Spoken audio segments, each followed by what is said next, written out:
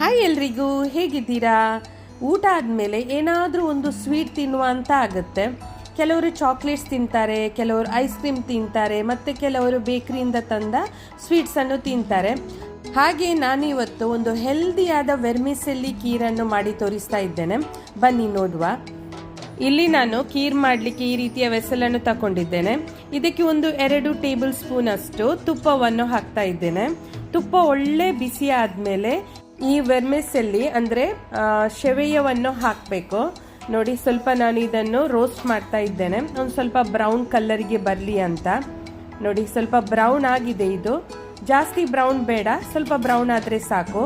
ಈಗ ನಾನು ಇದಕ್ಕೆ ಹಾಕ್ತಾ ಇದ್ದೇನೆ ಒಣ ದ್ರಾಕ್ಷಿ. ಇದನ್ನು ಈ ರೀತಿ ಸ್ಪೂನಲ್ಲಿ ನೋಡಿ ಫ್ರೈ ಮಾಡ್ತಾ ಇರಬೇಕು, ಇಲ್ಲದಿದ್ದರೆ ಒಂದೇ ಕಡೆ ಇದು ಬ್ರೌನ್ ಆಗುತ್ತೆ, ಬೇರೆ ಕಡೆ ಅದು ಬ್ರೌನ್ ಆಗಲ್ಲ. ಅದಕ್ಕೋಸ್ಕರ ಕಂಟಿನ್ಯೂಸ್ ಆಗಿ ಈ ರೀತಿ ಫ್ರೈ ಮಾಡಬೇಕು. ನೋಡಿ, ಈಗ ಒಳ್ಳೆ ಬ್ರೌನ್ ಆಗಿದೆ, ಕಲರ್ ಚೇಂಜ್ ಆಗಿದೆ ಇದರದ್ದು ವೆರ್ಮಿಸೆಲ್ಲಿದ್ದು. ಮತ್ತು ಒಣ ದ್ರಾಕ್ಷಿ ಕೂಡ ಒಳ್ಳೆ ಫ್ರೈ ಆಗಿದೆ. ಈಗ ನೋಡಿ, ನಾನು ಇದಕ್ಕೆ ಫ್ರೆಶ್ ಮಿಲ್ಕನ್ನು ಹಾಕ್ತಾ ಇದ್ದೇನೆ. 1 ಗ್ಲಾಸ್ ಹಾಲಿದೆ ಇದರಲ್ಲಿ. ಮತ್ತು ಲೋ ಫ್ಲೇಮಲ್ಲಿ ಇಟ್ಟು ಇದನ್ನು ಕುದಿಸಬೇಕು. ಮತ್ತು ಸ್ಪೂನಲ್ಲಿ ಈ ರೀತಿ ಇದು ಮಾಡ್ತಾ ಇರಬೇಕು, ಇಲ್ಲದಿದ್ದರೆ ಅದು ಏನಾಗುತ್ತೆ ಅಂದರೆ ತಳಕ್ಕೆ ಅಂಟಿಕೊಳ್ಳುತ್ತೆ ಮತ್ತು ಬರ್ನ್ ಆಗುತ್ತೆ. ಮತ್ತು ನಿಮಗೆ ಈ ವೆರ್ಮಿಸೆಲ್ಲಿ ಕೀರ್ ಅದರ ಫ್ಲೇವರೇ ಚೇಂಜ್ ಆಗುತ್ತೆ, ಅಂದರೆ ಟೇಸ್ಟ್ ಕೂಡ ಚೇಂಜ್ ಆಗುತ್ತೆ. ಅದಕ್ಕೋಸ್ಕರ ಈಗ ನಾನು ಇದಕ್ಕೆ ಕಂಡೆನ್ಸ್ ಮಿಲ್ಕನ್ನು ಹಾಕ್ತಾ ಇದ್ದೇನೆ, ಸ್ವೀಟ್ಗೋಸ್ಕರ, ಅಂದರೆ ಶುಗರ್ ಅವಾಯ್ಡ್ ಮಾಡಲಿಕ್ಕೆ. ಈಗ 1 ಟೇಬಲ್ ಸ್ಪೂನ್ ಅಷ್ಟು ನಾನು, ಅಂದರೆ ತುಂಬ ಸ್ವೀಟ್ ಮಾಡ್ತಾ ಇಲ್ಲ, ಸ್ವಲ್ಪ ಸ್ವೀಟ್ ರೀತಿ ಮಾಡ್ತಾ ಇದ್ದೇನೆ. ಈಗ ಈ ಕಂಡೆನ್ಸ್ ಮಿಲ್ಕ್ ನೋಡಿ ಹಾಲಿನ ಜೊತೆ ಮೆಲ್ಟ್ ಆಗ್ತಾ ಉಂಟು. ಮತ್ತು ಇದನ್ನು ಸ್ವಲ್ಪ ಹೊತ್ತು ಲೋ ಫ್ಲೇಮಲ್ಲಿ ಇಟ್ಟು ಕುದಿಸಬೇಕು, ಯಾಕೆಂದರೆ ಈ ವೆರ್ಮಿಸೆಲ್ಲಿ ಸ್ವಲ್ಪ ಕುಕ್ ಆಗಬೇಕಲ್ಲ, ಅದಕ್ಕೋಸ್ಕರ. ಇದು ನಿಮಗೆ best desert for all the occasions ಅಂತ ಹೇಳ್ಬೋದು. ಯಾಕೆಂದರೆ ನಿಮಗೆ ಹಬ್ಬ, ಬರ್ತ್ಡೇ ಈ ರೀತಿಯ ಏನಾದರೂ ಬಂದರೆ ನಿಮಗೆ ಈಸಿಯಾಗಿ ಫಟಾಫಟಾಗಿ ಮಾಡುವಂಥ ರೆಸಿಪಿ ಇದು.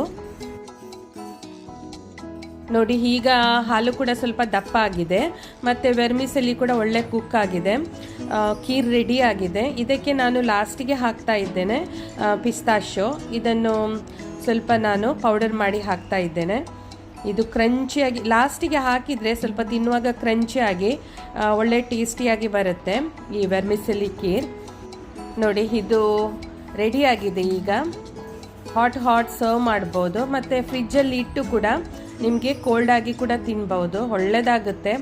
ಊಟ ಆದಮೇಲೆ ಈ ರೀತಿಯ ಹೆಲ್ದಿಯಾದ ವೆರ್ಮಿಸೆಲ್ಲಿ ಕೀರ್ ಸಿಕ್ಕಿದ್ರೆ ನಿಮಗೆ ಈ ಚಾಕ್ಲೇಟ್ಸ್ ಅದು ಇದು ತಿನ್ನಬೇಕಂತ ಇಲ್ಲ. ನೀವು ನೋಡ್ಬೋದು ಯಾವ ರೀತಿ ಕ್ರೀಮಿ ಟೆಕ್ಸ್ಚರ್ ಬಂದಿದೆ ಅಂದರೆ ಸೂಪರ್ ಆಗಿದೆ. ನೀವು ಕೂಡ ಈ ರೀತಿಯ ರೆಸಿಪಿಯನ್ನು ಟ್ರೈ ಮಾಡಿ.